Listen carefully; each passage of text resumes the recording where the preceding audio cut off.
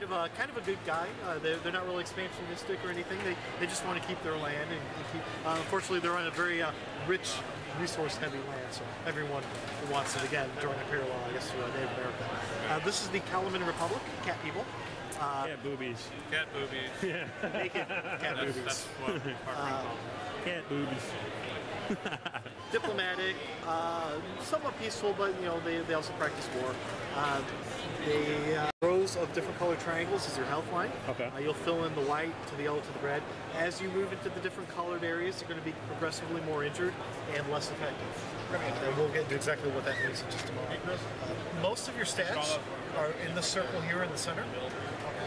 Native games called Alkemy is tied into the 4 traditional European alchemical elements. The high numbers are better in this game. So the higher the value, the better they are. Moving down to the bottom of the circle, the green triangle is your defense, how hard it is to hit you.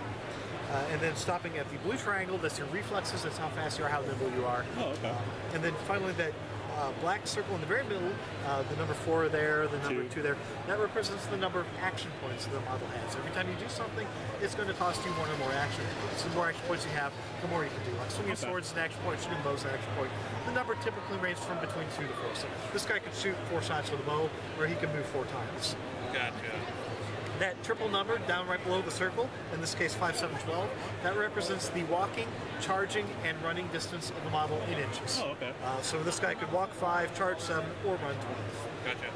At the very bottom, you'll have symbols followed by numbers. That's your model's damage profile on this weapon. We'll get into that shortly. But it will tell you how much damage he can do in this one. Do you guys both want to play? Yeah, Okay, definitely. I'll run you through a quick round here. Are you guys? So, we're going to take the leader card. I'll give you designate which one's the leader. It says leader on it. Oh, there you go. You're each going to take 2 white dice. You're going to add the total of those 2 dice rolled to the white stat, which is your mind. So in this case, 2d6 plus 9 and 2d6 plus 8. The man with the highest total can choose whether to go first or second. With 15. I got 16. Yeah, 16 and I believe 16. Yep. Good, we can discuss ties. In case of a tie, the stat value wins. Okay. In this case, 9. So you have the option. Now, if both stat values are 8, you would re-roll. Okay. But in this case, he's got a higher mind value. So your choice as to whether to go first or second. I'll go first. Okay. You can choose any model on your table, and then you'll activate that model and move and fight with him. If you want to go over shooting, this is your bowman here. He's also your leader. If you want to get into hand-to-hand combat, he's your best fighter. So I'd suggest either the Gulam here or the Sheik, depending on whether you want to shoot or dive right into them. I'm gonna go with the Gulam right now, and I want to charge that big guy right away. Absolutely. I like guys who dive right into Want to get right into the some business. guys, you know, they're a little nervous. Yeah. They're like, yeah, maybe I'll shoot once or twice. I like I'm the guys gonna who go dive over right here. You have that from time to time. Okay, that middle value is how far he can charge. 7 inches. He's obviously got 7 inches here. So we're going to charge him in. We don't cover it in a demo, but it's important to note that he's got a skill called long reach. And what that means is he doesn't have to be base to base. He can stand back and poke this guy with his pole arm, and you wouldn't necessarily be able to attack back because your club just doesn't have the reach. Demo purposes, we kind of wave that aside for the moment. That brings us to our action deck. Okay. Every time you make a melee combat, you've got 5 different choices. You have an inactive card, and you'll lay one of these cards face down. Your opponent is saying. You get the inactive card. You won't use that too often. It's basically you just stand there and do nothing. Most people want to hit rather than be hit, so you've got a parry card, which is trying to block the other guy's strike. And then you have 3 flavors of attack. You've got a normal attack, kind of your base value. If you play a normal attack and you play a brutal attack, you get a bonus against it. That's 1 die bonus against brutal attack. The brutal or the quick attack gets a bonus versus that normal attack. And then the brutal gets a bonus against the quick attack. So it can come into play, especially after you've gone through maybe half a game and you kind of figure out the other guy's play style, trying to outguess the other guy. Well, he's always face up.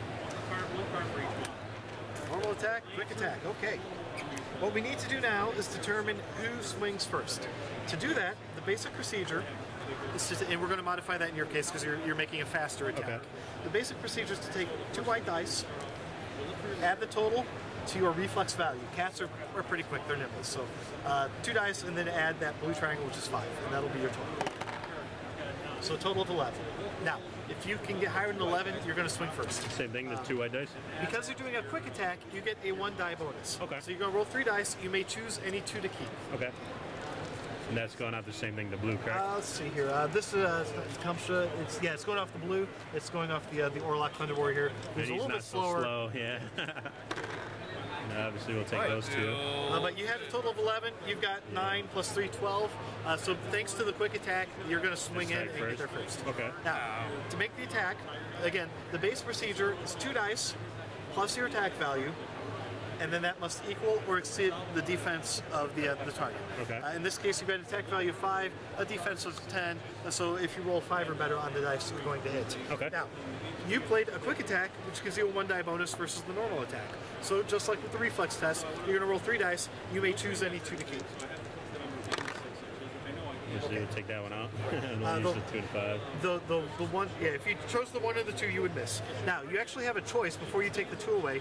You'll note that these dice have a number of symbols on them. The symbols determine the damage for the strike. Okay. So, you can take the 5 and the 2, and you'll note that it's sword. Sword. So you look here, double sword is 2 points of damage. Oh. You can take the 5 and the 1 and still hit because you're over 10, and get an extra point of damage. Oh, all right. So 3. Although in this case, you got a bonus on the reflex roll. The downside to that quick attack is you're not hitting with quite as much force.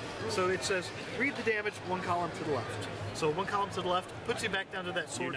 Yeah, you're not getting like kind of strength. You're just quickly. Yes.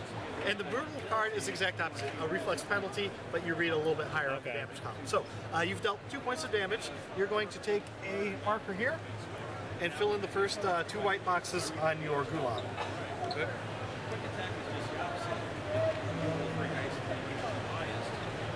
Right. It's your turn to swing back. Okay. So you don't have any bonus.